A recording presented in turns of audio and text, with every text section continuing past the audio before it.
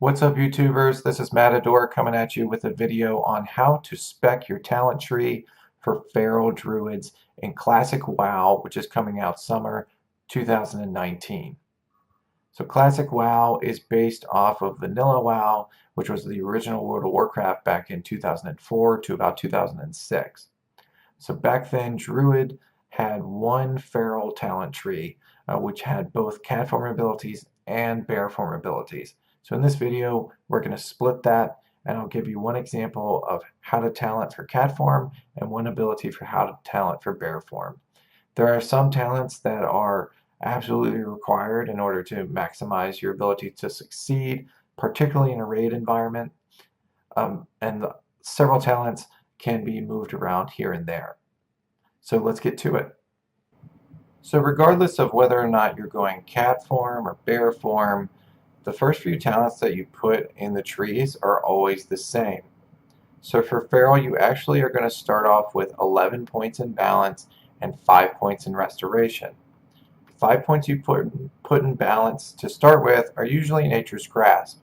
Doesn't really matter. You can pick Wrath if you want, but Nature's Grasp is going to be most useful for you when you're out soloing because you can pop Nature's Grasp and escape from anyone that can be rooted. The reason you do that is because you need the next 5 points to be in natural weapons. This gives you an extra 10% damage with physical attacks, which works for cat and bear form. The 11th talent point you'll put in Omen of Clarity, which allows clear casting, so you have a chance on melee attack that you can enter a clear casting state, so your next energy or rage ability will be free. The 5 points you put in Restoration are in Furor. This allows you to generate 10 rage whenever you go into bear form, or 40 energy whenever you go into cat form.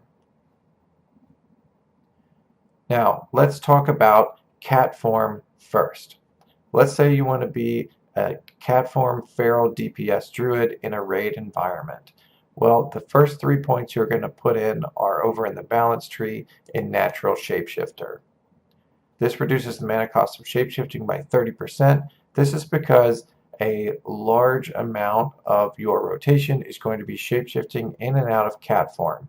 In order to get that energy generation provided to you by Furor and provided to you by the wolf's head from leatherworking, which allows this 40 to move up to 60. Then we're going to move into the feral combat tree. So there's some points in here that are negotiable, but some are absolutely required. So we'll start with 5 points in feral aggression, which is required because it's a 15% bonus to ferocious bite.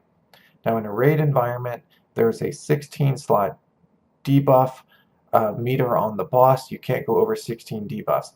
So your bleeds that you're used to on live potentially, like your rake and your rip, are not going to be used in a raid environment. Maybe in a 10-man, but not in a 40-man for sure.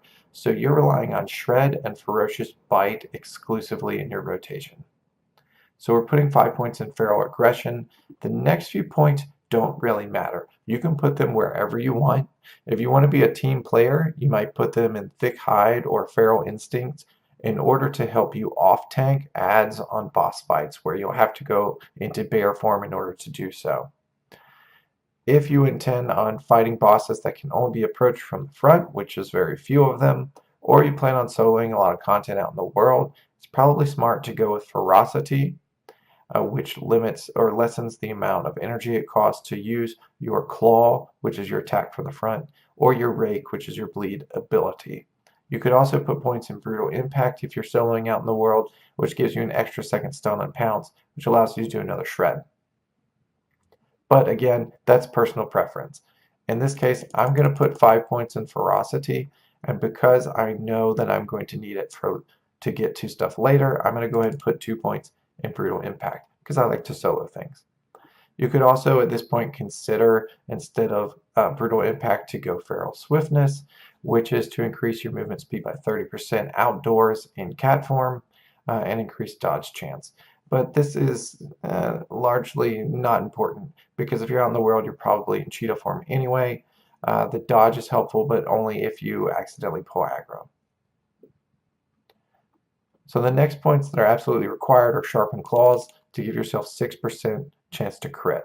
Crit is important on pretty much every character that you play, so if there's free crit in the talent tree or free hit, you absolutely take these items. So we're taking these three, which leads us to almost the entire next row. You're going to reduce the energy cost of Shred by 12, because Shred, again, is your go-to ability with Ferocious Bite. You're going to increase your melee attack power by 150% of your level, absolutely required. And super convenient is Blood Frenzy, which allows your combo points to generate one additional combo point if you crit on an ability. Now, in Classic WoW, unlike Live, your combo points were on the enemy target. So if you change targets, your combo points did not swap over like they do on Live, where your combo points are stored on your character. The next few talents aren't really that important. You just need to get down to the bottom tier. So whatever you want to do with the next talents are up to you. Since I took Ferocity in the beginning, at this point I'm going to put 2 points in Savage Fury, which increases the damage of those abilities. I'm also going to throw a point in Fairy Fire because this is convenient for debuffing armor on a target, for pulling from ranged if necessary, or throwing it on that rogue that's trying to gank you so that they can't vanish or they can't stealth. You're going to put all 5 points in Heart of the Wild because this gives you an additional 20% strength. Strength was the heavy hitting stat for cats back in vanilla and will be in Classic again. Agility is still important. It increases crit chance, but strength does a lot more damage as far as stats go than agility for cats. We'll put 1 point in Leader of the Pack, which gives you 3% chance to crit, and your party members 3% chance to crit, which means you want to be in a party, not a raid, but a party group with other melee or ranged classes that are doing damage. We have 1 point left over. At this point I recommend Feral Charge because it allows you to interrupt a spell cast if you charge from 8 to 25 yard range, or you can close gaps with it.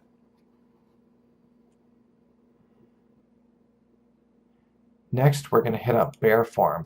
So I'm going to take us back to the 1105 that we started with, and we're going to talk about the best talents to be a tank or an off tank as Bear Farm. So first of all, you're going to put 5 points in Ferocity because you're all about threat generation as a tank in Classic and Vanilla WoW. So threat was hard to come by. DPS could pull threat off the tank in a matter of seconds, moments, milliseconds even. If they hit a big enough crit on, say, a Frostbolt or a Shadowbolt, the boss can immediately turn. So you want to be able to use your abilities as much as possible to generate threat, which in this case would be Maul and Swipe. The next talents you're going to absolutely take are to put 5 points in Feral Instinct because this gives you an additional 15% threat. You're also going to put 5 points in Thick Hide because this gives you 10% extra armor contribution.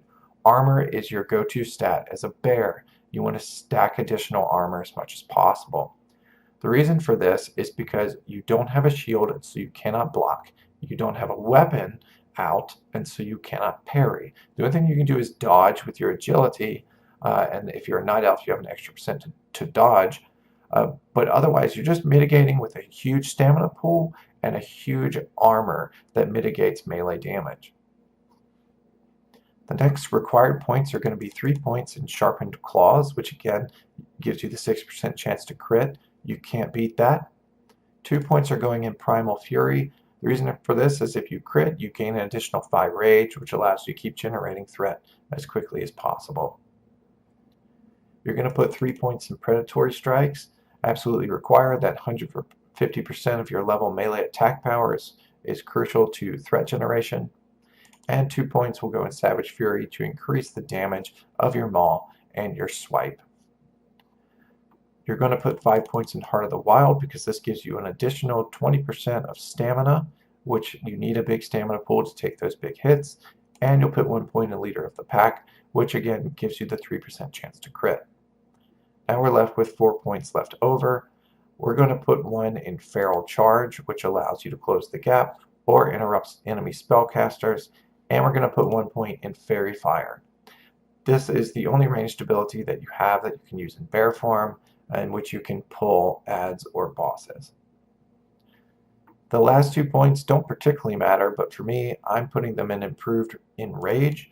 The reason being that if someone body pulls and you have no rage, you can't necessarily pull adds off of that person, and so you're able to hit in rage in this case, generate 10 rage, and start doing some threatening damage. Thanks for checking out my video. I hope this was helpful for you all. Be sure to check out Wowhead for additional guides on best in slot items, best rotations, and other things coming for Classic WoW.